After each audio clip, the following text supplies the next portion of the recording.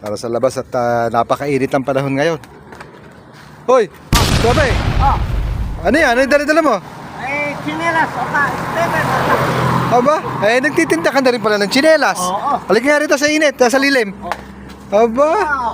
Maganda. Magandang negosyo yun Special offer. Ganyan. Ganyan ang gawin mo kaysa uminom ka. Magtinda ka na lang ng tsinelas, kumita ka pa. Tama. Magkano ba puhunan mo rito? Sa 100. 100 na puhunan, bet ng 200. Pwede. Ayos. Ano na yan, Saka ba gagawi? Pwede, maglalakot chinela. Ang luma kong chinela. Kung papipiliin kita, Na, tsinelas o gin? ay derot na to. Kaya isa lang. Tsinelas o gin? Yeah.